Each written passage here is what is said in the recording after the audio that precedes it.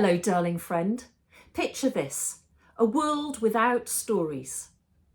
No bedtime tales, no campfire legends, no passing down of family memories. It's almost impossible to imagine, right? Because storytelling has been the glue which has held our cultures together for millennia.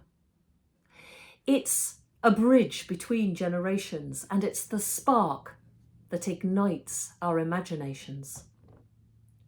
In today's fast-paced, tech-driven world, where screens are everywhere and time seems to be stretched to its limits, sharing stories face to face, heart to heart, is more important than it's ever been.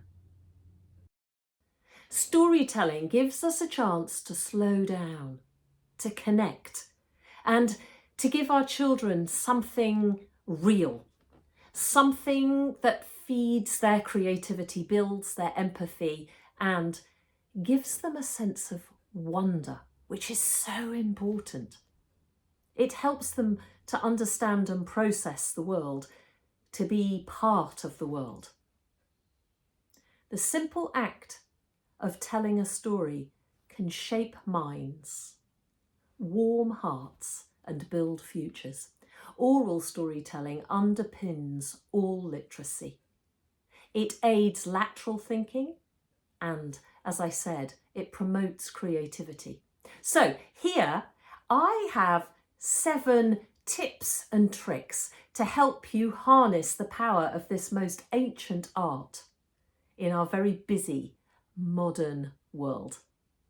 So here is the first tip or trick, and it is that different styles of story are suitable to different ages and stages of development.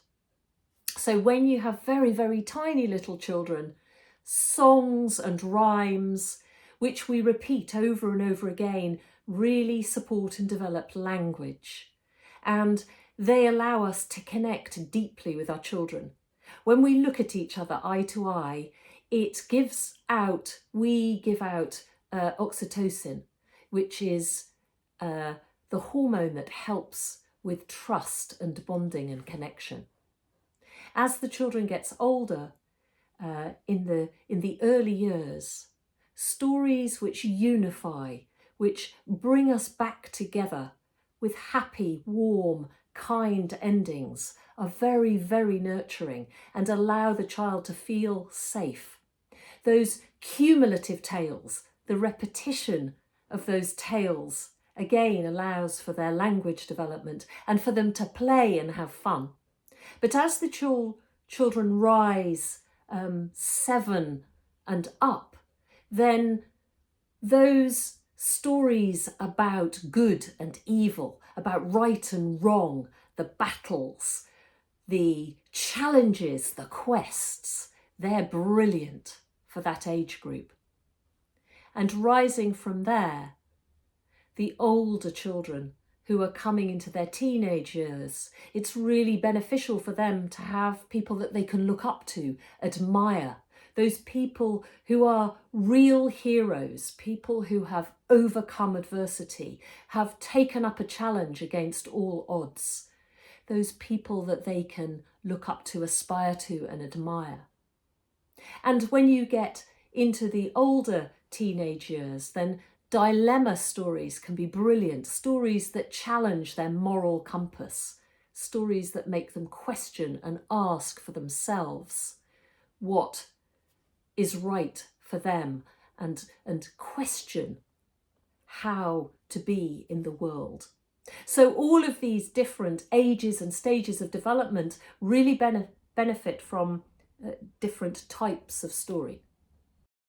The second tip or trick is about imagination being a muscle. And the more we use our imagination, the stronger that muscle becomes. So if we'd broken our arm or our leg and we didn't use it, it would become weak. And it's a bit similar for the imagination. The more we stretch and build that muscle, the better it becomes. And of course, imagination will help us in so many different ways. I think it was Einstein that said, logic will get you from A to Z or A to B. Imagination will take you everywhere. We need imagination now. We need to find new solutions to the troubles and the challenges that we face. My third tip or trick would be about repetition. Young children benefit a lot from the repetition of those cumulative tales I was talking about earlier, but also the repetition of us repeating those stories. So I know as adults we might go, oh no, please, I don't want to tell this story ever again. I've told it so many times. But the children learn so much from that repetition. Not only language, but also an understanding of the world through that story, an empathy, a connection. It allows them to really dig deep into a story and to take its messages and its lessons and its essence, its metaphors, deeply into themselves.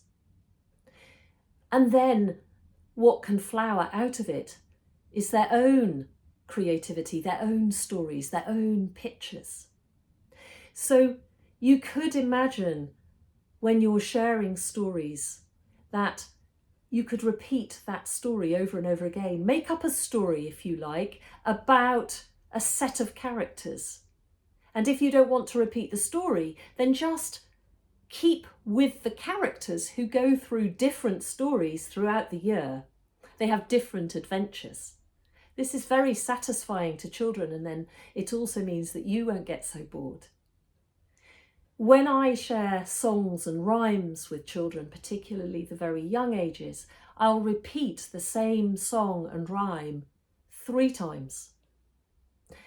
There's a reason for 3, but I'll talk about that at another time. But it allows them to listen and then to say, oh, okay, I've got this. And then the 3rd time to repeat. And then they use that again to develop their language acquisition, to explore different vocabulary. My 4th tip is about gestures. I was once told by a very wise woman, Mum, less words, more action. And we live in a very, very busy, noisy world, and sometimes that can overload young children. So when you're sharing songs or rhymes, or even a story, think about the gestures that you're using alongside that poem or that song.